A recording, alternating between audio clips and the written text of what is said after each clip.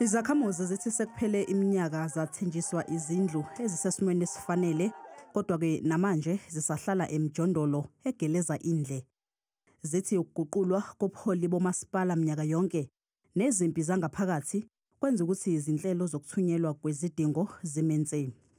Since kulonyaka ungapha kwalowa uphelileyo, I think since 2023, abantu have been behlala emanzini and amanzi abolile and ahamba nelindle. Uyabona, because basenandawo zokuya, abanye abantu basuka kude, abanamakhaya, abanazihlobo zilapha. But since then bethenjiswa ngumasipala that uzabathatha abafake ezindaweni ezibheterana. There are a lot of the sewages around the houses. Even the other houses around here, there are waters that are coming underneath of the house. A lot of the people, they left their houses and go to rent. And we've been speaking with Masipala since 23. It's been years now we've been speaking about this thing. Zingaphezu kwekhulu izindlu zesikhashana umasipala osukwazile ukuzakha.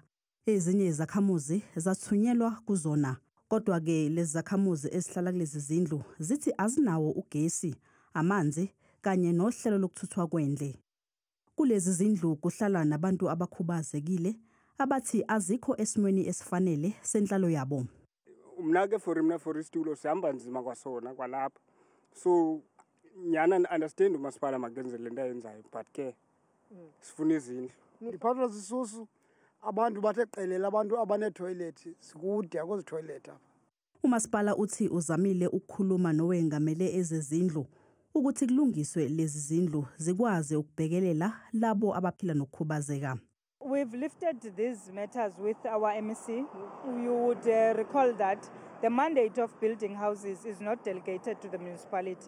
Ours is to provide essential services. Uqinisekisile ukuthi inkinga ezikhona njengamanje basazama ukuzilungisa.